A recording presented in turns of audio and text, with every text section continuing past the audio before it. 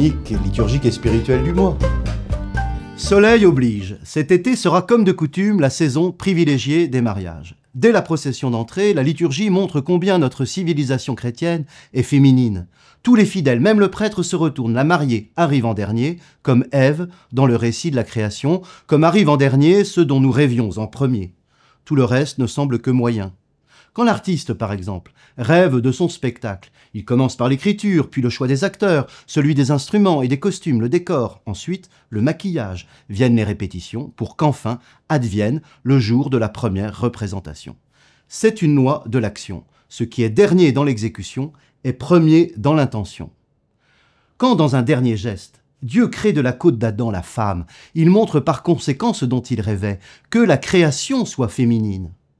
Dans ce même récit des origines, l'homme se retournant, comme le futur mari le fera dans l'Église, criera « Voici l'os de mes os et la chair de ma chair ».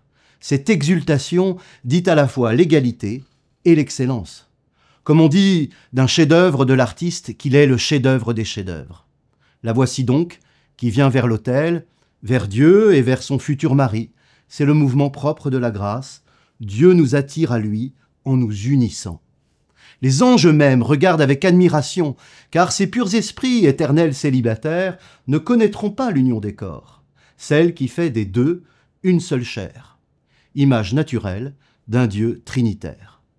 Elle avance, dans une belle robe blanche, comme elle le fit pour la première fois au jour de son baptême, la voici revêtue de la grâce. Cette robe nuptiale représente le vêtement des élus, de ceux qui aiment Dieu.